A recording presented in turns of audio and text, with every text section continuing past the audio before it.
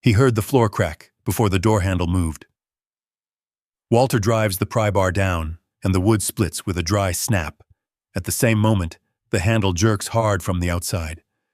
Ranger's body slams forward, low growl vibrating through the room. Cold air leaks through the broken seam, carrying a smell that doesn't belong. Walter doesn't look at the door. He looks at the floor. What do you think is under there? The porch light hummed above him, flickering in a weak, uneven rhythm that made the shadows shift across the wooden planks. Walter Briggs stood still beneath it, one hand resting lightly on the strap of the duffel bag at his feet. The cold had already settled into his fingers, stiffening them, but he didn't move to warm them. The door in front of him was locked. He knew that before he even tried the handle. Still, a habit made him reach out. His fingers closed around the brass knob, turned once. Solid. No give. No hesitation on the other side. Whoever had locked it had done so with intention. Walter let his hand fall back to his side. There was a key in his pocket. He didn't take it out. Didn't need to. He'd felt the weight of it all day, knew its edges by memory alone. The key didn't belong to the door anymore.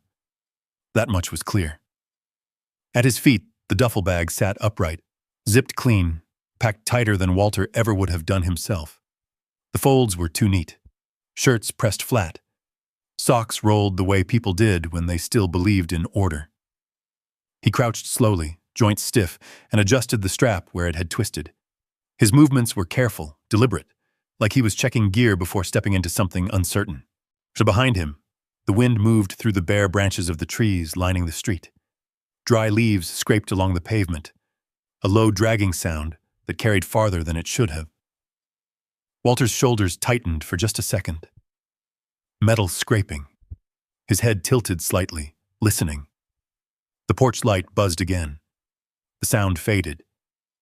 Just leaves. Just wind. He exhaled through his nose and straightened back up. The house was quiet. No voices. No footsteps. No television leaking sound through the walls like it used to on Sunday afternoons. The windows were dark, except for a faint glow somewhere deeper inside, filtered through curtains that had been drawn shut tighter than usual. He didn't step closer. Didn't knock. A man who had spent years learning how to read silence didn't need confirmation. No, the message had already been delivered. Walter shifted his weight, adjusting the strap of the duffel over his shoulder. The motion was automatic, practiced. His back straightened slightly, like muscle memory still answered to commands long gone. A faint smell of laundry detergent clung to the bag. Not his. For a brief second, something flickered behind his eyes. Bright, white, too fast to hold on to. Heat, dust, the sharp crack of something splitting the air. Walter blinked once. The porch came back. The cold, the hum of the light. He swallowed, jaw tightening, and reached down again, this time for the smaller pouch clipped to the side of the duffel. His fingers checked it without looking. Still there. Knife. Flashlight. A folded piece of paper he hadn't opened yet. He left the paper alone. At the edge of the porch, and a large shape stood unmoving. Ranger. The dog's silhouette was steady against the dim light. Ears forward, body angled slightly toward the street. Not restless. Not anxious. Just watching. Always watching. Walter glanced at him just for a moment. "Let's go," he said quietly. Ranger didn't move right away. His head turned once toward the door, nose lifting slightly, catching a scent that wasn't there anymore. Then, slowly, he stepped forward, coming to stand close enough that his shoulder brushed against Walter's leg. Solid. Warm. Walter picked up the duffel and slung it over his shoulder in one smooth motion. The weight settled against his back. Familiar, even if everything else wasn't. He took one last look at the door. Not long, not dramatic, just enough to register it. Then he stepped off the porch. The boards creaked under his boots, the sound sharp in the quiet. Ranger moved with him, matching pace without needing a command, staying close on his left side like he had been trained to do years ago, in a place far from here. They walked down the short path to the sidewalk. The street was empty. A single street lamp flickered at the far corner, casting a pale yellow light that barely reached where they stood. The air smelled faintly of cold asphalt and distant wood smoke. Walter paused for a second at the edge of the curb. Not because he didn't know where to go, because for the first time in a long time, there wasn't a place already decided for him. He adjusted the strap again, pulling it tighter across his shoulder. The movement was small, controlled, a way to anchor himself. Then he stepped off the curb and started walking. Ranger followed without hesitation. They moved down the street in silence, the sound of their footsteps fading into the night, leaving the house behind them without a single word spoken. The porch light flickered once more, then steadied, and the door stayed closed. Walter didn't look back. The street stretched ahead in a long, empty line, the kind of quiet that carried too far. His boots made a steady, measured sound against the pavement, each step placed with the same unconscious precision he'd carried through years of moving in places where noise got you noticed. Ranger stayed close at his left knee, matching stride without a leash. They walked for nearly 20 minutes before the houses thinned out and the road opened into a wider stretch leading toward the highway. A faded bus stop sign leaned slightly to one side, now its paint chipped and weather-worn. A metal bench sat beneath it, cold and slick with a thin layer of frost. Walter stopped there. He shifted the duffel off his shoulder and set it down beside the bench. The strap creaked faintly as the weight settled. He didn't sit right away. Instead, he stood for a moment, scanning the road in both directions. Old habit. No movement, no headlights, no sound except the wind pushing through dry grass beyond the ditch. Only then did he sit. The metal bit through his coat almost immediately. He didn't react. Just rested his forearms on his knees, hands hanging loosely between them, head slightly lowered as if listening for something only he could hear. Ranger circled once, then lay down at his feet, body angled outward facing the road, watching, when Walter reached into his jacket pocket and pulled out the folded piece of paper he'd ignored earlier. The edges were soft from being handled, but the fold was still sharp. He opened it slowly. 3 short lines. No signature. He read it once. Then again. His thumb pressed into the paper just enough to leave a faint crease before he folded it back up and slipped it into his pocket. A pair of headlights appeared in the distance, low and steady, cutting through the darkness. The bus. Walter leaned forward slightly, eyes narrowing as the vehicle approached. Not tense, just alert, measuring distance, timing. The bus pulled up with a long hiss of air brakes, the door folding open with a tired mechanical sigh. The driver glanced at him briefly. No questions, just a nod.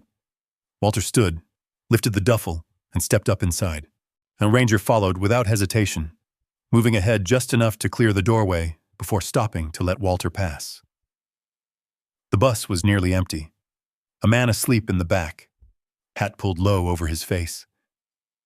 A woman near the middle staring out the window, unmoving. The air smelled faintly of diesel and worn fabric. Walter chose a seat near the center, on the aisle.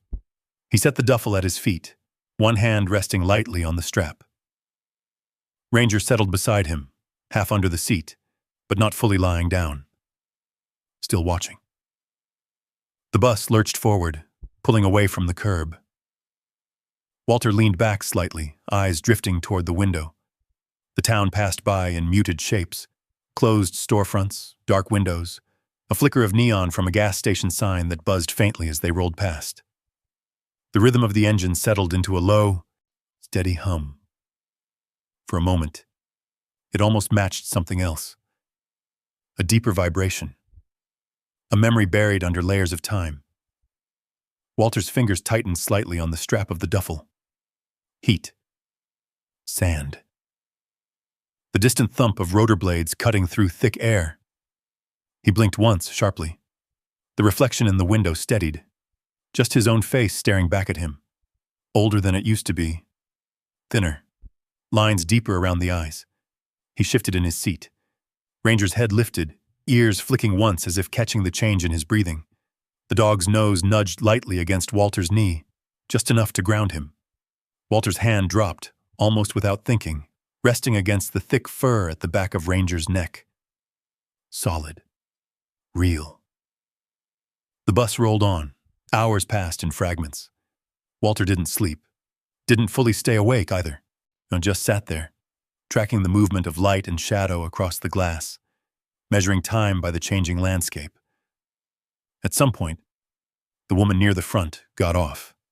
The man in the back never moved. The driver spoke once, announcing a stop. Walter didn't react until the name registered. He stood, lifted the duffel, stepped off into cold air that carried the faint scent of river mud and something older beneath it. The station wasn't much, just a small building with a flickering light above the door and a gravel lot that stretched toward a narrow road, disappearing into darkness. Walter paused at the bottom step. He reached into his pocket and pulled out what was left of his money. One bill. Worn, creased, edges soft. $1. He looked at it for a second, turning it once between his fingers, and then folded it carefully and slipped it back into his pocket. Ranger stepped down beside him, nose low, testing the air. The wind carried something from the distance. Water. Slow. Heavy. Moving. Walter adjusted the duffel on his shoulder and started walking. The gravel shifted under his boots, each step deliberate, controlled. The road ahead curved slightly, dipping downward toward a darker stretch where the trees grew thicker and the sound of the river grew louder. Somewhere out there was the place he'd heard about, the one nobody wanted, the one priced at $1 before it disappeared for good. Walter didn't know what he'd find when he got there. Didn't need to. He just kept walking. Ranger stayed close, and the sound of the river kept getting louder. The road narrowed as it dipped, gravel giving way to packed dirt, and then to something softer that shifted under Walter's boots. The trees closed in on both sides, tall and bare, their branches weaving together overhead like ribs.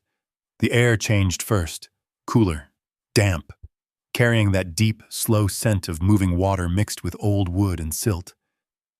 Walter slowed without thinking. Not hesitation. Adjustment. Terrain check. His eyes moved ahead, then to the edges. Left. Right. Back to center. The kind of scan that didn't stop, just tightened and loosened depending on what the ground told him. Ranger's pace shifted too. The dog moved half a step ahead now, nose low, then lifting, testing currents in the air Walter couldn't read. His tail stayed level, not relaxed, not stiff, ready. They came around a bend, and the trees broke just enough to reveal it. The river. Wide. Dark. Moving slow but heavy, much like it carried weight beyond water. The surface reflected the dull gray sky in broken streaks, disturbed by currents underneath that never quite showed themselves. Walter stopped at the edge of the clearing. The building stood above it, perched on a low bluff of packed earth and stone, just high enough to look down over the water, but not high enough to escape it if the river ever decided to rise. The Riverboat office. It leaned slightly to one side, like it had settled into the ground over time and never corrected itself. The wood siding had faded to a dull, weathered gray, the original color long gone. Shingles were missing from the roof, leaving dark gaps that exposed the underlayer beneath. The front porch sagged in the middle. One of the support beams had cracked, a jagged line running down its length, but it still held. Oh, barely. Walter stood there, taking it in. No movement. No smoke. No signs of life. But something about it didn't feel abandoned. Not completely. Ranger moved forward first. He stepped into the clearing without waiting, paused silent on the soft ground. His head turned slowly, tracking the perimeter. He paused once near the edge of the bluff, looking down toward the water, then back toward the building. Walter followed, each step deliberate, weight placed carefully, testing the ground before committing. The wind shifted again, pushing against his coat, carrying a faint creak from the structure ahead. Wood under pressure, old nails holding on. He angled slightly as he approached, not heading straight for the front door. Instead, he moved along the side, giving himself a wider view of the building's lines. Windows. 2 facing the river, 1 on the side. All dark. One of the shutters hung loose, tapping softly against the frame in uneven intervals. Tap. Pause. Tap. Walter's jaw tightened for just a second. Metal on metal. Too similar. His breath slowed, controlled. He stepped up onto the porch. The boards responded immediately, a long, low creak that carried under his boots. He shifted his weight slightly, distributing it, reducing the sound as much as possible. Old habit. The door stood in front of him, paint peeling in strips, the handle rusted but intact. A small metal lock hung below it, already open, dangling loosely as if someone had checked it once and never bothered again. Walter reached out. Not fast, not slow, just steady. His fingers closed around the handle and turned. The door resisted at first, then gave with a dragging sound as it scraped against the warped frame. The smell hit him before the space did. Cold wood, dust, paper that had sat untouched for too long, and underneath it all, faint, but there, river. Walter stepped inside. The room stretched longer than it looked from the outside. A single open space with wide plank flooring worn smooth in some places and splintered in others. The walls were lined with dark wood panels, faded unevenly where light had once reached. At the far end, beneath the windows facing the river, stood a desk. Heavy, solid, the kind built to stay where it was placed. A roll top, half open, its curved cover frozen midway like someone had left in the middle of closing it and never came back. Walter didn't go to it. Not yet. He stayed near the doorway, letting his eyes adjust, mapping the space. Entry. On left wall, right wall, corners, ceiling. No movement, no sound, beyond the wind pushing faintly through the gaps in the boards. Ranger stepped past him and moved inside, paws soft against the wood. He didn't rush, didn't sniff wildly like a curious animal. He worked the room. Slow arcs, controlled movements, checking edges, then center, then back again. His ears flicked once, twice, catching small shifts in the air. He stopped near the desk, stood there, still. Walter watched him for a second, then stepped further in, closing the door behind him with a firm push. The latch clicked into place with a dull, final sound. He set the duffel down near the wall, kneeled beside it, unzipped just enough to reach inside. His hand came back out holding a small flashlight. He clicked it on. A narrow beam cut through the dim light. As moving slowly across the floor, the walls, the edges of the desk, dust particles drifted through it, rising and falling with the slightest movement. Walter moved deeper into the room, each step measured, each sound noted. The beam passed over the desk again. The surface was mostly clear, just a few scattered papers, yellowed and curled at the edges. A chipped ceramic cup sat near the corner, its inside stained dark, unfinished, or abandoned. Walter stopped a few feet away. Ranger hadn't moved. The dog stood beside the desk, head slightly lowered, eyes fixed on something Walter couldn't see yet. Not curiosity, not fear. Focus. Walter angled the flashlight down. The beam slid across the floorboards beneath the desk. Nothing obvious. Just wood. Old. Worn. Uneven. But Ranger didn't shift. Didn't blink. But Walter lowered the light a fraction more, narrowing the angle. A faint line. Too straight to be natural. Too clean to be damage. Walter didn't speak. Didn't reach for it. He just stood there. The light steady in his hand, watching the floor the same way Ranger was watching it. Outside, the river moved on, slow and heavy beneath the bluff. Inside, the room held its silence, like it had been waiting. Walter didn't touch the floor. Not yet. He stood there a moment longer, the beam of the flashlight steady, then slowly lifted it away from the boards beneath the desk. Whatever that line was, cut, seam, something else, it wasn't going anywhere. Not tonight. He turned his attention to the rest of the room. The walls first. He walked them in a slow circuit, light grazing over warped panels, old nailheads, to faint discolorations where something had once hung. No recent marks. No fresh scratches. No footprints in the dust that didn't belong to him or Ranger. The windows next. He checked the frames, ran a hand along the edges. Cold air seeped through small gaps, thin and steady. One latch was loose but still held. He tightened it without thinking. Routine. Established control. By the time he circled back to the door, the space had settled into something quieter. Not safe. Just known. He set the flashlight on the desk, angled upward so the beam spread across the ceiling, enough light to break the dark without blinding him. Then he went back to the duffel, unzipped, pulled out a wool blanket, a small canteen, and a wrapped bundle of jerky. Ranger stayed where he was, near the desk, though his head turned slightly as Walter moved.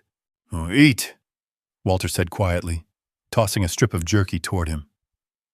Ranger caught it clean without stepping forward. One bite. Gone. Walter sat on the floor with his back to the wall, blanket draped over his shoulders. He chewed slowly, eyes moving between the door and the windows without lingering too long on any one point. The light from the flashlight cast long shadows across the room. Every uneven board, every crack in the wall stretched into something larger than it was. He let it. Better to see it now than be surprised later. The wind shifted outside, pushing harder against the bluff. The structure answered with a low groan, wood flexing under pressure. Somewhere along the roofline, something loose rattled, then settled. Walter's breathing stayed even. In, out, measured. Time passed. Not in minutes. In sounds. Oh, the river below. Slow, constant. The wind, rising, falling. The building, answering in small, tired movements. At some point, Walter lowered himself onto his side, one arm under his head, the other resting across his chest. He didn't fully lie down, didn't close his eyes all the way. Ranger moved closer, settling near his legs, body angled toward the door. Guarding. The flashlight beam dimmed slightly as the battery drained, the edges of the room softening into deeper shadow. Walter's eyes drifted. Not asleep. Not awake. Somewhere between. A metallic scrape cut through the quiet. Sharp. Close. Walter was upright before the sound fully registered. His hand went to the knife at his side, pulling it free in one smooth motion. The blanket fell away, forgotten.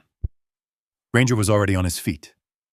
No bark, just a low, controlled rumble deep in his chest. Walter didn't move toward the door. He moved sideways. Back to the wall.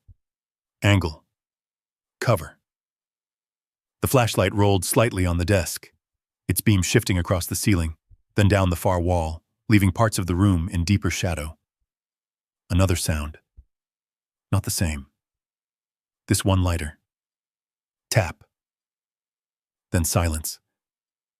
Walter's breathing slowed again, forced into control. He tilted his head slightly, listening past the noise, trying to separate it. Wind. Wood. Something else. The scrape came again. Longer this time. Dragging. His grip tightened on the knife. For a split second, the room wasn't the room anymore. It was heat. Dust. A metal edge against concrete somewhere too close. Contact left! Walter blinked hard. The wall in front of him came back into focus. The wood. The peeling paint. The faint glow of the flashlight. Ranger shifted half a step forward, placing himself between Walter and the center of the room. His ears were high, locked onto something Walter couldn't see yet. The sound came again. This time, Walter caught it. Higher. Not inside. Above. He moved. 2 steps. Controlled. Quiet. The beam of the flashlight was still angled wrong, so he reached out with his free hand and adjusted it, pushing the light toward the ceiling. The rafters came into view. Old beams. Cross supports. A section near the far corner where a piece of metal flashing had come loose. The wind pushed through the gap. The metal lifted slightly, then dropped. Scrape. Walter held still, watching it. The movement repeated. Lift. Drop. Scrape. His shoulders lowered a fraction. Not gone. Just reduced. Yet he exhaled slowly and stepped back from the center of the room. Ranger didn't relax right away. The dog held his position, eyes still fixed upward, until the pattern of the sound repeated enough times to become predictable. Only then did his stance ease. Slightly. Walter slid the knife back into its sheath, but didn't let go of it completely. His hand rested near it as he returned to the wall. He didn't lie back down. Didn't try to sleep. Instead, he sat with his back against the wood, knees bent, eyes open, tracking the rhythm of the loose metal above, counting it, turning it into something measurable, something that couldn't surprise him anymore. The flashlight flickered once, then steadied. Ranger lowered himself slowly to the floor again, though his head stayed up, ears still working. The scrape continued. Well, predictable now. Controlled. Walter's gaze shifted once, briefly, toward the desk, toward the faint line in the floor beneath it, then back to the door. Outside, the river moved on.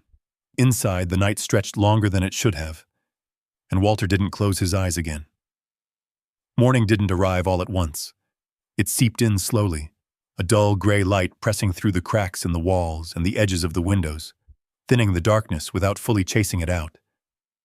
The river below turned from black to a muddy slate color, its surface shifting under the first weak reflection of the sky. Walter was already on his feet before the light reached the floor. He hadn't slept. Not really. Just drifted in short, shallow gaps between sounds, each one pulling him back up before anything settled. By the time the night finally gave way, his body had already accepted it wasn't getting rest. He rolled his shoulders once, slow, working the stiffness out of them, then reached for the canteen. The water was cold enough to sting his teeth. Ranger stood near the desk. He hadn't moved far from it all night. Walter noticed that first. Not unusual for the dog to pick a position point and hold it. But this was different. Ranger wasn't guarding the door now. He wasn't angled toward the windows or the perimeter. He was facing the desk, specifically the space beneath it. Walter watched him for a moment without saying anything. Ranger's posture was quiet, but not relaxed. His head was slightly lowered, ears forward, eyes fixed on the same spot as the night before. His tail didn't move. His body stayed still, much like he was waiting for something to happen. Walter walked over, boots soft against the wood. "Nothing there," he muttered, more to himself than to the dog. Ranger didn't react, didn't even blink. Walter crouched down, lowering himself slowly until he was eye level with the desk. The faint line in the floor was still there, catching just enough light to separate it from the rest of the boards. He ran his fingers along it this time. The wood was cold, smooth in some places, rough in others. The line didn't follow the grain. It cut across it. Deliberate. Walter pulled his hand back, not opening it yet. Not without understanding what he was dealing with. He stood again and stepped away. Ranger finally moved, but only to adjust his position slightly.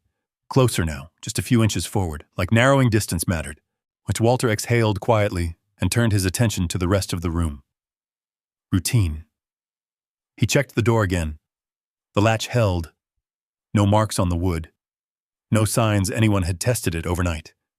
The windows next, same as before. Wind coming through in thin streams, but nothing disturbed. He stepped out onto the porch. The air hit colder than it had the night before, sharper with morning. The river stretched wide below, slow and steady, carrying debris along its surface. Small branches, leaves, things that had broken loose upstream and hadn't found a place to settle. Walter scanned the tree line, left to right. Pause. Back again. Nothing moved. No vehicles. No footprints in the dirt leading up to the bluff that weren't his. Still, he didn't linger. He stepped back inside and shut the door. Ranger was in the same place, while watching the floor. Walter let out a breath through his nose, then moved toward the duffel. He pulled out a small folding tool, a compact pry bar worn from use, and turned it in his hand once. The metal caught the light, dull and scratched. He didn't bring it to the floor. Instead, he set it on the desk, A reminder. Later. He needed to understand the pattern first. The day moved slowly. Walter spent the next few hours working the space, not the secret. He cleared debris from the corners, stacked loose boards near the wall, tested the stability of the porch supports from inside by shifting weight along the beams. Each movement was measured, deliberate. Less about fixing, more about learning how the structure responded, where it held, where it didn't. Ranger followed him for part of it, then always drifted back to the desk. When by midday, Walter stopped ignoring it. He sat on the floor across from the dog, leaning back against the opposite wall. His eyes tracked Ranger's behavior without trying to interrupt it. The dog wasn't guessing. He wasn't curious. He knew something. Walter had seen it before. Different place, different time. But the same stillness. The same focus. The same refusal to disengage. Ranger shifted suddenly. Not much. Just a slight movement of his front paw, pressing lightly against the floor. Then again. A soft scratch. Not random. Testing. Walter leaned forward a fraction. Easy, he said quietly. Ranger stilled, but his eyes didn't leave the spot. A gust of wind hit the side of the building, rattling the loose shutter again. The sound echoed through the room, sharp for a second before fading. And Walter didn't flinch this time. Didn't even look toward it. His attention stayed on the dog. Minutes passed. Then Ranger did something new. He stood up, took one step closer to the desk, and gently caught the edge of Walter's jacket sleeve between his teeth. Not pulling hard. Just enough. A signal. Walter looked down at him. The dog held for a second, then released, stepping back and returning to the same position, eyes locked, body angled toward the floor.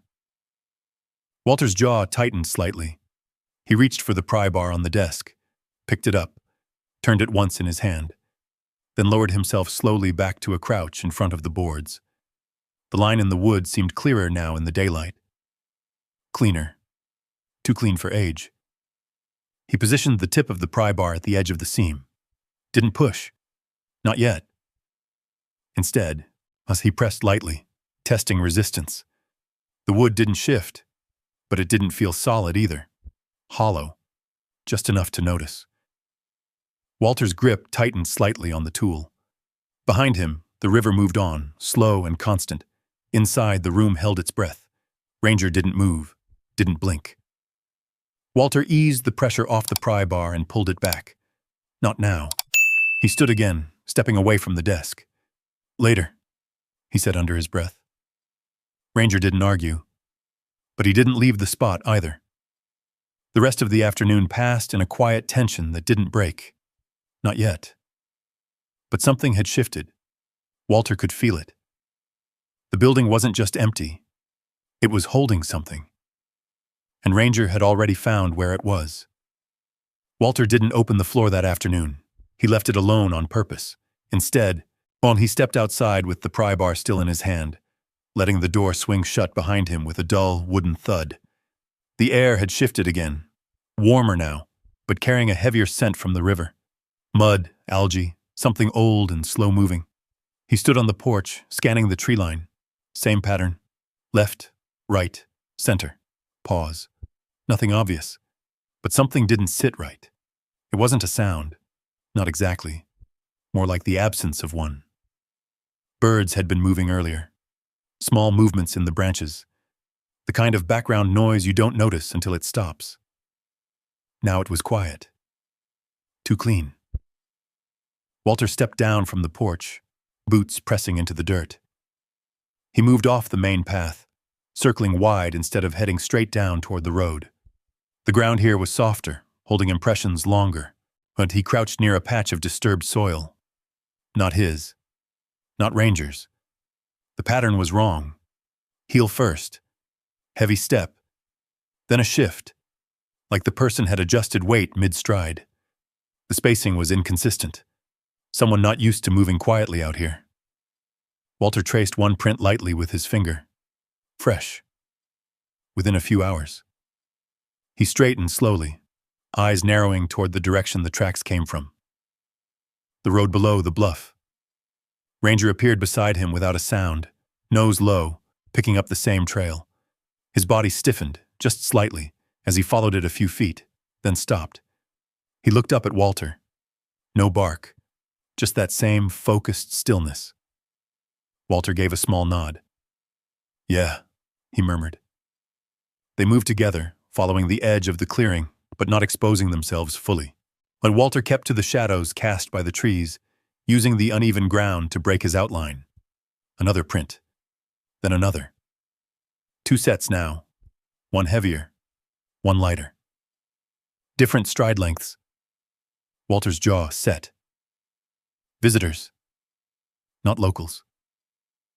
He angled his path downward, stopping just short of the open stretch that led to the road. From there, he could see the lower clearing without stepping into it. A truck sat there. Dark color. Mud splashed along the sides. No license plate on the front. The rear plate was partially obscured, bent just enough to make the numbers hard to read. Engine off. No one inside. Walter stayed still, letting his eyes adjust to the scene. The driver's door opened. A man stepped out. Mid-30s, maybe early 40s. Clean boots. Jeans that hadn't seen much work. And he looked around like someone checking for something he wasn't sure he'd found. Another door opened on the passenger side. Second man.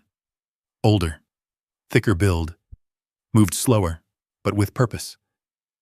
His gaze went straight to the bluff above, then scanned left and right. They weren't lost. They were looking. Walter didn't move. Ranger stood beside him, silent, body low, weight forward, but controlled. His ears tracked every shift below. The first man spoke, his voice carrying just enough to reach them. "Place looks worse than they said." The second man didn't answer right away. He kept watching the bluff. "Still standing," he said finally. "That's what matters." Walter's fingers curled slightly against his palm. Not curious, not casual. They knew something. The first man kicked at a rock, sending it skidding across the dirt. "You sure this is the one?" The second man nodded once. "Same coordinates?" Coordinates. Walter's eyes flicked briefly to Ranger, then back to the men. The first man looked up again, squinting slightly against the light. "You think anyone's up there?" A pause, then a shrug. "County said it's been empty for years." Walter shifted his weight just enough to settle more firmly behind the tree line. Ranger mirrored the movement. The second man stepped closer to the truck bed and pulled something out, a folded piece of paper. He opened it, glancing down, then back up toward the bluff. Map, or survey. Walter didn't need to see it to know. The first man started walking toward the path that led up. Walter's hand moved instinctively toward the knife at his side. Ranger's muscles tightened. Then the second man spoke again. "Oh, not today." The first man stopped. "Why not?" "Too open." He folded the paper back up and slipped it into his pocket. "Come back tonight." A beat, then a short nod. "Yeah. All right." They turned without another word, climbing back into the truck. The engine turned over, low and rough, then steadied. Walter didn't move until the sound of it faded completely down the road. Only then did he step out from the trees. Ranger stayed close, scanning the direction the truck had gone before shifting his attention back to the bluff. Walter walked back up the path, slower this time, more deliberate. Every step measured.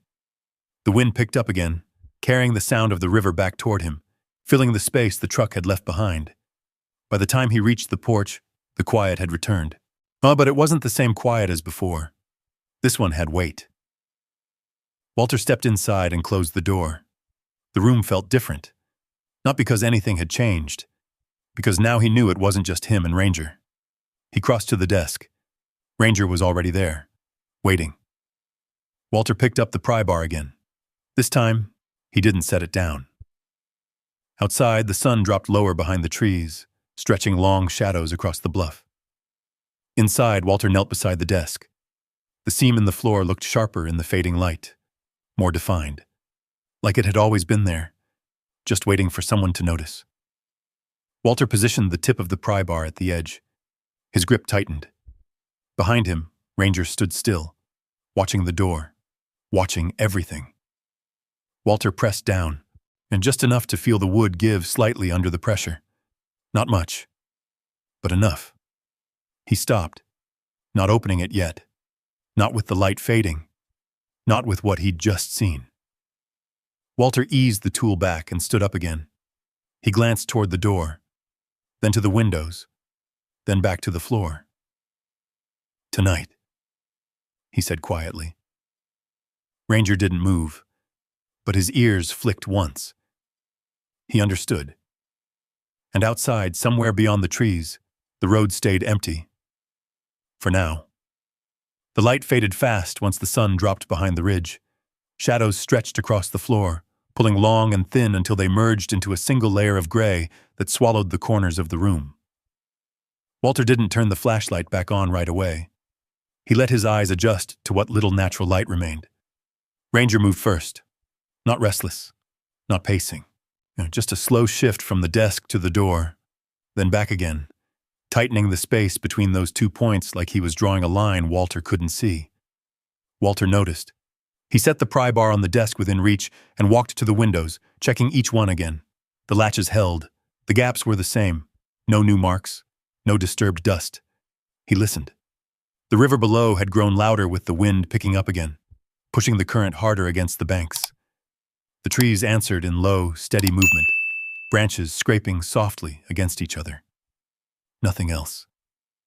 He turned back into the room and moved the desk lamp, a rusted, useless thing, just enough to clear space. Then he crouched again, bringing the flashlight up and clicking it on. The beam cut across the floor, straight to the seam. Ranger stepped in close, his nose nearly touching the wood. Walter placed the tip of the pry bar into the line. This time he didn't hesitate. He pressed down. The wood gave with a low, dry crack. Not loud, but sharp enough to echo in the room. Walter froze. The sound carried differently than the wind. It stopped everything. Even the river seemed to pull back for a second. Ranger's head snapped toward the door, ears high, body locked. Walter didn't move the bar, didn't breathe deeper than he had to. Then, a sound outside. Soft. A footstep. Not on gravel. On dirt. Close. Walter's hand slipped from the pry bar to the knife in one smooth motion. The blade came free without a sound. Ranger shifted forward, placing himself between Walter and the door again, his body low, ready. Another step, then a second. 2 different weights. 2 people. But Walter's eyes flicked to the flashlight. Still on. Too bright. He reached out and killed it instantly. Darkness dropped over the room. Only faint outlines remained. Window shapes, the pale edge of the door, Ranger's silhouette in front of him. Walter moved. Low. Fast. 2 steps to the side wall. He pressed his back against it, angling himself where he could see the door without standing directly in front of it. The footsteps stopped just outside. Silence. Then, a faint scrape against the wood of the porch. Testing. Ranger's growl came low and controlled, barely audible, vibrating through his chest instead of breaking the air. Walter didn't speak, didn't signal. The dog didn't need it. A shadow crossed the thin strip of light under the door. One shape, then another. They were close enough now that Walter could hear their breathing. One steady, one slightly faster, nervous. The handle moved, just a fraction. Stopped. A pause. Then a voice, low. Doors latched. The second voice answered, quieter. Yeah. A shift of weight. Wood creaked under boots on the porch. Walter's grip tightened on the knife. His breathing slowed. In, out, count it. The first voice again. Lights were on earlier. Walter didn't move, didn't react. The second voice moved closer to the door. Walter could hear the fabric of his jacket brushing the wood. They're not now. A longer pause. Then, a knock. Not loud. Just enough. 3 taps. Controlled. Walter's jaw tightened. Memory flickered. A door. Dust in the air. A hand signaling halt. Walter blinked once, while grounding himself back into the room. The knock came again. Same rhythm. Ranger shifted his weight slightly, muscles coiling. Walter placed his free hand lightly against the dog's shoulder. Still. The men outside didn't speak for a few seconds. Then the first one again. Maybe it's empty. The second didn't answer right away. Walter could almost feel him thinking through the wood. Then, not tonight. The words were quieter this time. Closer. The shadow under the door moved. A step back. Then another. The porch creaked again as the weight lifted from it. Walter didn't move. Didn't follow. He stayed where he was, counting the seconds between sounds. Footsteps down the path. Faint. Then gone. Silence returned. But not the same silence. This one carried intention, and Walter stayed against the wall for a full minute longer. Then 2. Only when the rhythm of the river fully reclaimed the space did he ease away. He didn't relight the flashlight right away. Instead, he moved to the window and angled himself just enough to see down the slope. A pair of headlights flickered briefly through the trees, then disappeared. Walter waited until even that was gone. Only then did he turn the flashlight back on.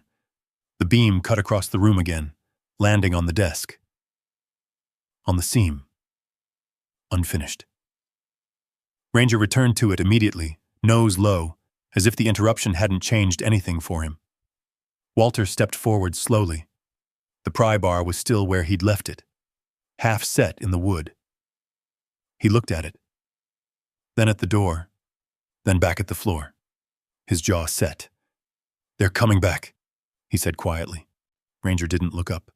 Didn't need to. Walter gripped the pry bar again. This time, there was no hesitation. He drove it down. The wood split wider with a sharp, final crack. The sound filled the room, and didn't stop this time, because there was no reason to keep it quiet anymore. The floor began to give, and whatever was hidden beneath it was about to come into the light. The board split along the seam with a dry, splintering sound that carried through the room and into Walter's bones. He leaned his weight into the pry bar, steady, controlled, not rushing it. The wood resisted once, then gave. A section lifted just enough for his fingers to slide underneath. He set the bar aside and pulled. The plank came free in his hands, heavier than it looked, its underside dark with age and packed dust. But Walter set it down carefully beside him, not letting it drop. Ranger moved in immediately, closer than before. His nose dipped toward the opening, drawing in the air rising from below. Different. Old. Still. Walter angled the flashlight downward. The beam cut into the hollow space beneath the floor. Not deep. Maybe 1.5 feet. Just enough for something to be hidden. Just enough for it to stay hidden. Dust coated everything in a fine layer that hadn't been disturbed in years. The light caught it as it shifted slightly, drifting in slow, lazy patterns. In the center of the space sat a metal box, rectangular, dull gray, edges worn smooth from time rather than use. Beside it, wrapped in what looked like oilcloth, lay something longer and thinner. And behind that, pressed against the back edge of the compartment, shone a bundle of papers tied with a strip of faded cloth. Walter didn't reach in right away. He watched, listened, waited for something to feel wrong.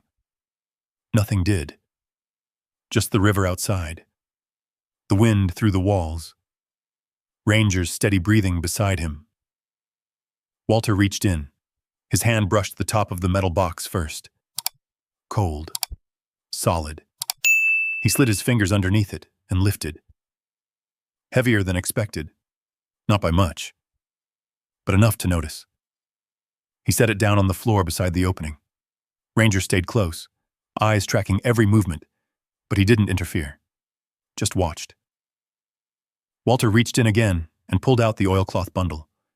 It unfolded slightly as he lifted it, revealing the edge of a worn leather cover beneath. A book. He set that beside the box. Last, he reached for the papers. They were tied tight, the cloth stiff with age. He pulled them free carefully, making sure nothing tore, then placed them on the floor as well. The compartment was empty. Walter swept the light through it once more. Nothing else. No hidden latch. No second layer. Just those three things. He leaned back slightly, sitting on his heels. For a moment, he didn't touch anything. The room felt different now. Not heavier, clearer, like something that had been holding tension had finally released it. Ranger shifted, stepping closer to the objects on the floor. He sniffed once, then settled beside Walter, body angled outward again toward the room. Back on watch. Walter reached for the metal box. It didn't have a lock, just a simple clasp, rusted but intact. He flipped it open. The hinge protested softly, then gave way. Inside. Money, on old bills, stacked tight, bound with thin paper bands that had yellowed with time. Walter didn't react right away. He just looked. The light caught the edges of the paper, revealing the worn texture of bills that had been handled long ago, then left untouched. He closed the lid, not interested in counting it. Not yet. He turned to the book. The leather cover was cracked, dry. The surface worn smooth in places where hands had touched it over and over again. The corners were rounded from use, not damage. Walter opened it slowly. The pages inside were filled with tight, careful handwriting. Dates, times, entries. His eyes moved across the first page, adjusting to the style, the rhythm of the writing. Then the next page, then the next. It was a logbook. River traffic, names of boats, cargo descriptions, water levels, and weather notes. Routine, consistent, precise. Walter turned another page, then stopped. His hand froze against the paper. The flashlight beam wavered slightly as his grip shifted. A name. Halfway down the page. Written the same way as all the others.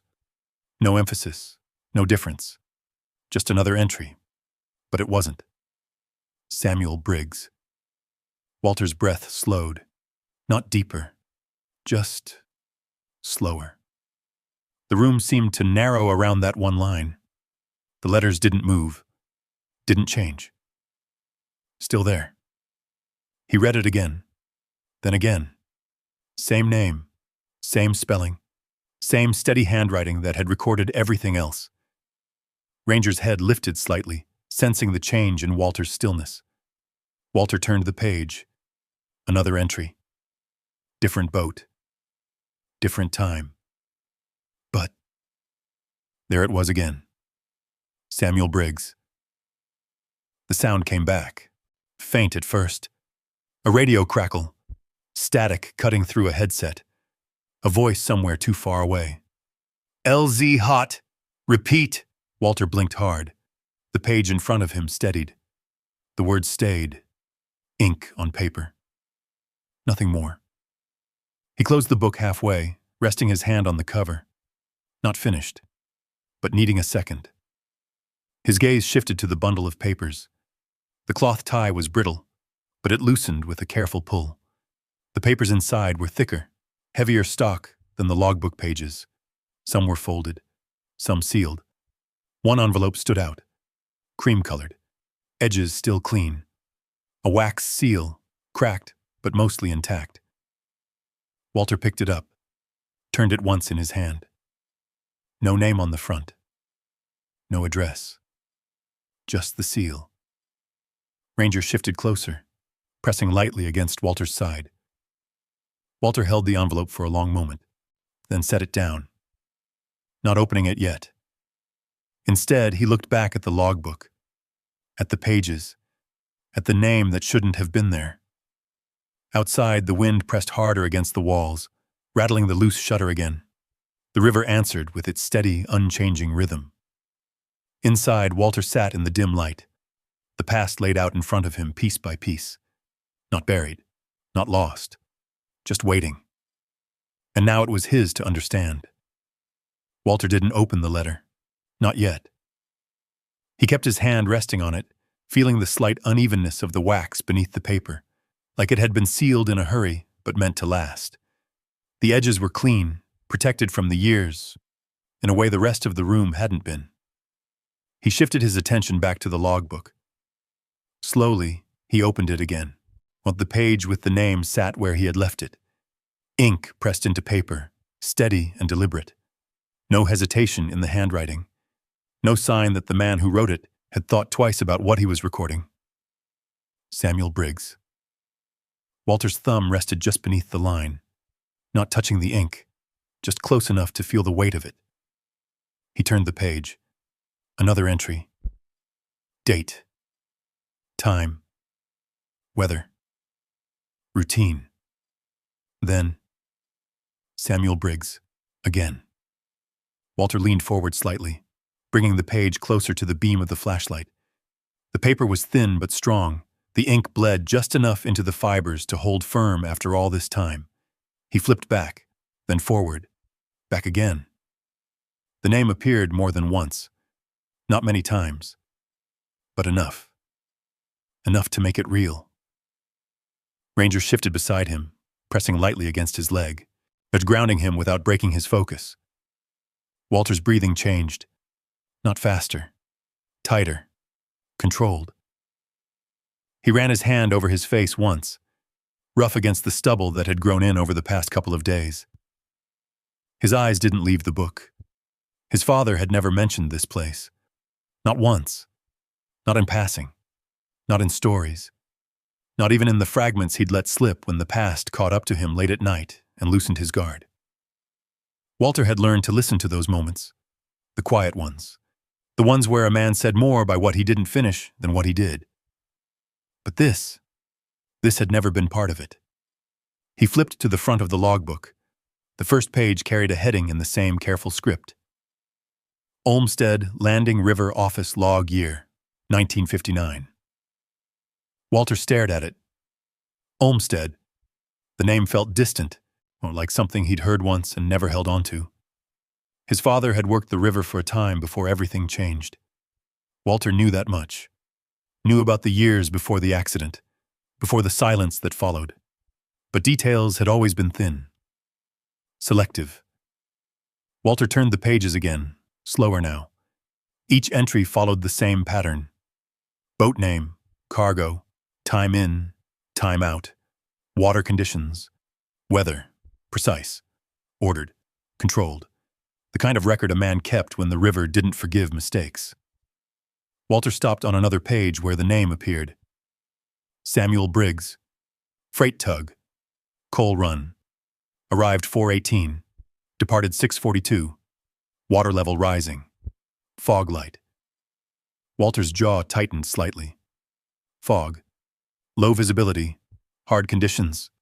He could see it without trying. A shape moving through gray. Limited sight lines. A sound carrying wrong. A radio crackle broke through the memory again. "Keep your spacing!" Walter blinked. The room came back. Wood walls, dust, the steady beam of the flashlight. He closed the logbook halfway and set it down on the floor in front of him. His hand moved to the metal box again. He opened it this time without hesitation. The stacks of bills sat untouched, bound and aged. He lifted one bundle, turning it slightly in his hand. The paper felt different than modern currency. Thicker, less worn by circulation.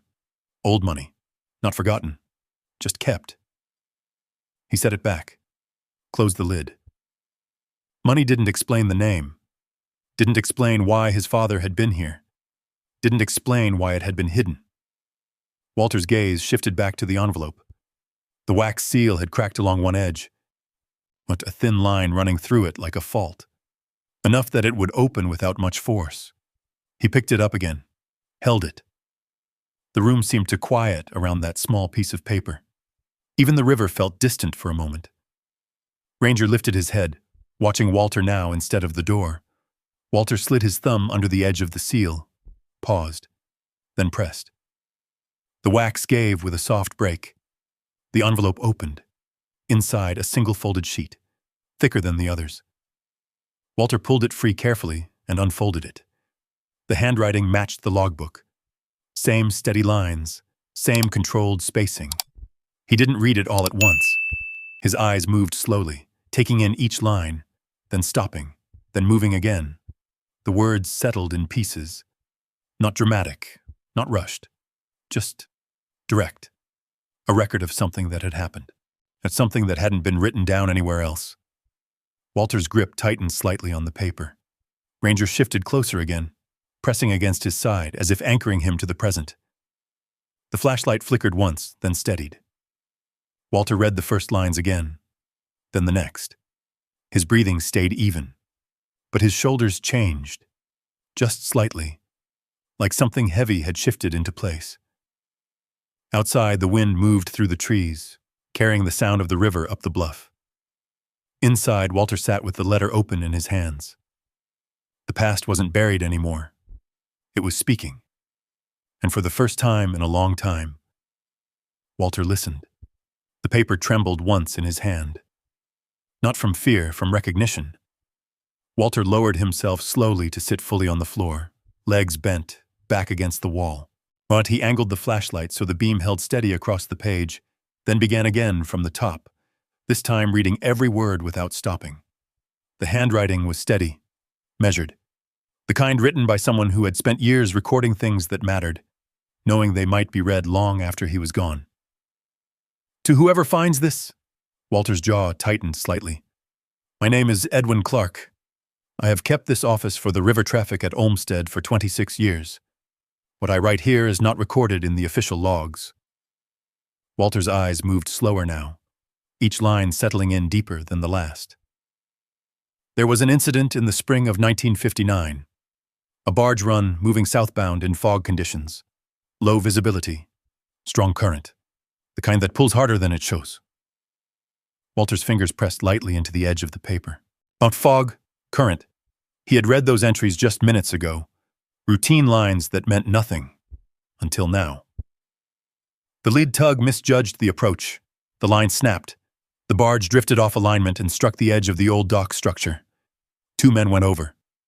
One was caught beneath the rigging. Walter's breathing slowed further, controlled, but his chest didn't move the same way anymore. Walter didn't blink. The others hesitated. Conditions were unstable. The current was pulling the barge sideways. The captain ordered them to hold position. Walter's grip tightened. Orders. Hold position. He knew what that sounded like. He knew what it meant when everything in you told you not to. There was one man who did not hold position. Walter's eyes dropped to the next line. Oh, Samuel Briggs. The name didn't feel like ink anymore. It felt like impact. Walter leaned his head back against the wall, just for a second, eyes closing halfway, not to shut it out, but to hold it steady. Then he opened them again. Reading. He moved without waiting for command, secured himself with a line and went over the side. Visibility was near zero. The current made it near impossible to hold position. Twice he lost footing. Twice he regained it. Walter's hand lowered slightly, the paper dipping with it. A flash. Water slamming against steel. Cold hitting bone. Hands slipping. A voice shouting something he couldn't make out. Walter's jaw tightened. He kept reading. He reached the man trapped under the rigging, freed him, pulled him clear. The second man had already gone under by then. Briggs remained in the water longer than was advised, searching. He returned empty-handed. The room felt smaller, quieter. He collapsed upon returning to deck. Exhaustion and exposure. The crew brought him inside. Walter's eyes tracked each word without skipping. The company issued a report stating mechanical failure and loss due to weather. No mention was made of the man who entered the water. Walter's hand stilled completely now. They cited liability concerns, insurance review. It was decided the fewer details recorded, the better. Walter let out a breath through his nose. Short, sharp, familiar. He had heard that kind of reasoning before. Different war, same logic. The crew knew, I knew, but none of it was written where it would remain. Walter looked back at the logbook lying open beside him. The entries, the names. Clean, neutral, empty of what mattered. The letter continued. I have kept aside a portion of funds over the years, not as payment, not as compensation. There is no amount that answers for what was not acknowledged. Walter's gaze flicked briefly to the metal box, then back to the letter. I leave it here so that the truth may find its way to someone who carries the name. Walter's hand tightened. Not anger. Not exactly. Something deeper. Quieter. If you are reading this, then time has passed. Perhaps enough for truth to matter more than reputation. Walter's eyes slowed as they reached the final lines. Samuel Briggs did what others would not. He entered a place that took more than it gave and brought someone back. That should have been recorded. A pause in the writing, at the ink slightly heavier on the next line. It was not. Walter stared at that sentence for a long moment, then finished. I have written it here so that it will be remembered by someone. If not the company, then the river. If not the river, then this room. The letter ended without flourish. No signature line beyond a simple name. Edwin Clark. Walter lowered the paper slowly. The room came back around him piece by piece. The desk, the broken floor, the flashlight beam. Ranger's steady presence pressed against his side. Walter didn't move for a long time. He just sat there, the letter resting loosely in his hands, his eyes fixed on nothing in particular. The river outside moved as it always had. Slow, constant, unconcerned. Walter reached out finally and placed the letter on the desk. Then he picked up the logbook again. Turned to the pages where the name appeared. Samuel Briggs. There was no mention of the water, no note of what happened. Just times, entries, clean lines. Walter closed the book. His hand stayed on the cover. For a moment, his shoulders shifted, just slightly, like something inside him had been waiting for a long time and had finally settled. Not relief, not yet. But closer. Ranger leaned in, pressing his head lightly against Walter's arm. Walter's hand moved automatically, resting against the dog's neck. Solid, warm, present. Outside, the wind eased for a moment, and the sound of the river softened. Inside, Walter sat in the quiet, the truth laid out in front of him. Not as a story, not as something exaggerated or shaped, just as it was. And that was enough. For now, Walter didn't sleep. Not because he couldn't, because he chose not to. The letter lay on the desk, flattened carefully, its edges aligned with the grain of the wood like it belonged there. The logbook sat beside it, closed now, but not forgotten. The metal box remained where he had set it, untouched since. Ranger stayed close, closer than before. The dog had shifted his position again, not by the desk this time, not fully at the door, but somewhere between both, angled in a way that gave him sightlines to the entrance and the room at once. Walter noticed. He adjusted his own position to match. Back against the wall, partial cover, clear line to the door. The flashlight was off. Only the faint gray of early dawn pushed through the windows. Time stretched, measured not in minutes, but in tension, the kind that settled low and stayed there. Walter's eyes moved slowly across the room, checking the same points again and again. Not because they had changed, but because they might. Routine. Then, Ranger's head lifted, sharp, instant, no sound, just a shift in presence. Walter's hand moved to the knife before the thought fully formed. He didn't look at the dog. Didn't need to. He followed the line of Ranger's attention. The door. A faint crunch outside. Not wind. Wait. Step. Then another. Walter leaned slightly forward, bringing himself into a tighter angle against the wall. Ranger lowered his body, muscles tightening, tail still. No growl, not yet. The footsteps reached the porch. Wood creaked. Different from the night before. More confident. Closer. A shadow moved under the door again. Then, the handle turned, harder this time. It hit the latch. Stopped. A pause. Then a low voice. Told you someone's here. Walter's breathing slowed. In. Out. Count it. Second voice, tighter now. Door's still locked. A shift of weight. Then, a sudden impact against the door. Not enough to break it. Just enough to test it. Walter didn't flinch. Didn't move. Ranger's chest vibrated with a low growl now, barely contained. The first man again. Back window? Walter's grip tightened. His eyes flicked just once toward the side wall. The window. He shifted. 2 steps. Low. Controlled. He moved along the wall, placing himself where he could intercept movement from either direction. Ranger mirrored him instantly. The porch creaked again as one of them stepped away. Footsteps moved along the side of the building. Gravel. Dirt. Then closer. Walter's muscles locked into place. The sound of a hand against the window frame. Testing. A slight rattle. Walter angled himself, knife low, body turned just enough to keep his profile narrow. Ranger stood in front of him now. Not blocking. Positioned. Ready. The window shifted slightly. Then, a sharp crack. Glass breaking inward. Walter moved. Fast. 2 steps forward. A shape pushed through the opening, arm first, then shoulder. Walter grabbed the arm at the wrist and yanked hard, pulling the man off balance before he could get fully inside. The man stumbled forward, half through the frame. Walter drove his shoulder into him, redirecting his momentum sideways. The man hit the floor hard, air leaving him in a sharp burst.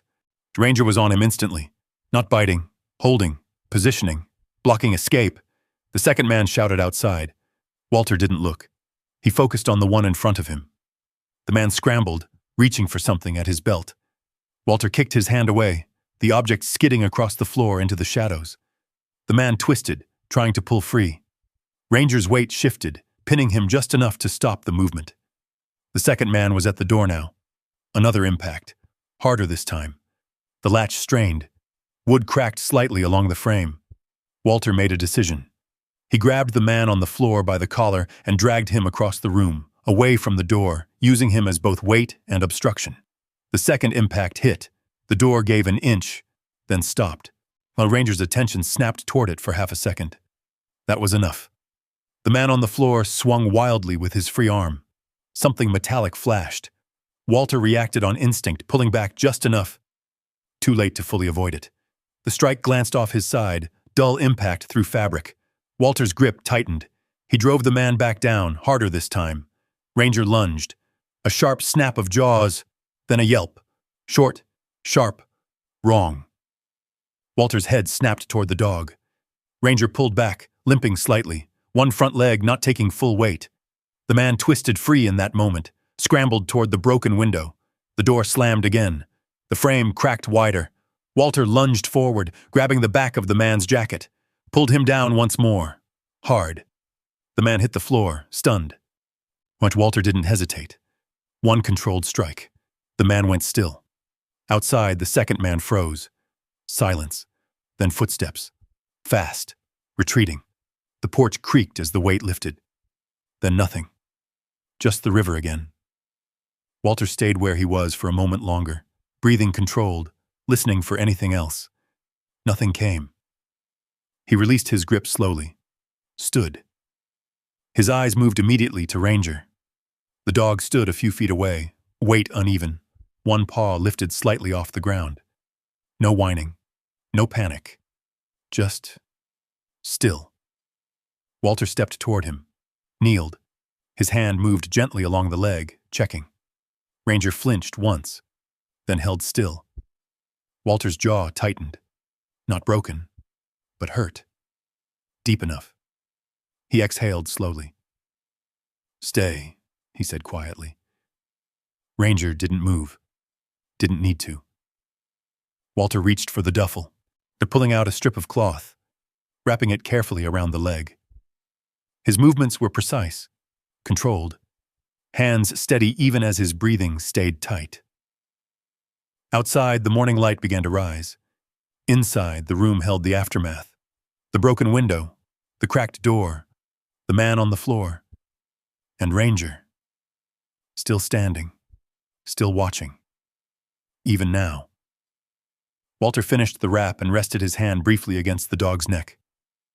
Solid. Alive. He looked back toward the desk. The letter. The logbook. Still there. Untouched. Walter straightened slowly. The truth had been found. And now, it had a cost. Walter didn't move right away. He stayed on one knee beside Ranger, his hand resting firm against the dog's neck, feeling the steady rhythm of breath under his palm. Not fast, not shallow, controlled, still holding. "Oh, easy," he said quietly. Ranger's ears flicked once. He didn't sit, didn't lie down. He stayed standing, even with the wrapped leg, weight shifting just enough to keep balance. His eyes stayed on the room, on the door, on the broken window. Working. Walter adjusted the wrap once more, tightening it just enough to hold without cutting circulation. His fingers moved with the kind of precision that didn't come from training manuals. It came from repetition. From nights that didn't end when they were supposed to. He leaned back slightly, checking the leg again. No blood soaking through. Good. "Stay with me," Walter murmured. Ranger didn't look at him. Didn't need to. Walter stood slowly. The room came back into full view. The man on the floor hadn't moved, still breathing, shallow, unconscious. And the window frame hung jagged where the glass had shattered inward. Cold air pushed through the opening, carrying the smell of the river stronger now. The door frame held, but just barely. One more hit, and it would have gone. Walter moved first to the door, checked the latch, reinforced it. He dragged one of the heavier boards from the corner and wedged it tight beneath the handle, angling it into the floor for support. Not perfect, but enough. Delay. Time. Then he crossed to the window. He didn't bother trying to fix the glass. Instead, he pulled a loose plank from the stack he'd made earlier and set it across the opening from the inside, bracing it against the frame. Crude. Effective. His movements were quiet. Not rushed, but faster than before. The difference wasn't panic. It was clarity, and Walter returned to the center of the room. His eyes settled on the desk. The letter. The logbook. He walked over and picked them both up, holding them carefully, like they carried weight beyond paper. For a moment, he just stood there, looking at them. Then he placed the logbook flat on the desk, opened it, turned to the page. Samuel Briggs. The name sat there unchanged, unbothered by time. Walter reached into his jacket pocket, pulled out a pen. It took him a second to get it working, the tip scratching faintly against the paper before the ink started to flow. He didn't write much. Just one line. Below the entry. Same date. Same space. He wrote it slow, deliberate. Entered water. Pulled one man out. Not recorded. He stopped. Looked at it. Then closed the book. Not hiding it. Leaving it. Where it could be seen. Walter picked up the letter next. He smoothed it once, then set it beside the logbook. Aligned. Visible. Not buried again. Behind him, Ranger shifted. Just slightly. Walter turned. The dog was still standing. Still watching. But his posture had changed. Lower. More grounded. The edge of tension easing. Walter walked back over and lowered himself beside him again. He reached out, resting his hand against Ranger's shoulder. "You did good," he said quietly. Ranger's tail moved once. Slow. Measured. Not a wag. Just acknowledgement. Walter let his hand stay there a moment longer, then pushed himself back up to his feet. The light outside had shifted. Morning now. Clearer. The river below caught the light differently, reflecting a dull gold through the gaps in the trees. Walter stepped onto the porch. The air was colder than it looked. Clean. Still. He scanned the road again. Left, right, center. No movement. No truck. No figures in the distance. Just the quiet. But it wasn't empty anymore. It felt occupied. Not by people, by something else. Something that had settled into place. Walter stepped back inside. He didn't close the door all the way, left it slightly open. Ranger followed him to the threshold, but didn't cross it. He stood there, one paw still lifted slightly, watching the outside world like he always had. Guarding. Walter moved back to the desk. He pulled the metal box closer, opened it, looked at the money again, then closed it. Not what mattered. He left it there, where it belonged, on the desk, not hidden, not taken, just kept. Oh, the room felt different now. Not abandoned, not waiting, occupied. Lived in. Walter crossed to the back wall and leaned the pry bar against it. Then he returned to the desk one last time. He placed his hand flat on the wood, felt the grain, the age, the weight of everything that had passed through it. Then he nodded once. Small. Final. He stepped back. Ranger turned his head slightly, tracking the movement. Walter walked to the doorway, paused, looked out over the river. The current moved the same as it always had. Slow, relentless, unchanged. But something inside him had shifted. Not loud, not dramatic, just enough. He stepped onto the porch. Ranger followed, careful with the injured leg, but steady. They stood there together, watching the water. The wind moved through the trees again, softer now, carrying the sound upward. Walter rested his hand lightly on Ranger's head. The dog didn't move, didn't look away, just stayed, present, alert, alive. Behind them, the room held its quiet. Not empty anymore, not forgotten, remembering. And for the first time since he'd left that porch in the cold, Walter didn't feel like he was walking away from something. He felt like he had finally arrived. If this story stayed with you, just leave a simple 1 in the comments. No long message needed, just a quiet 1 so I know you were here.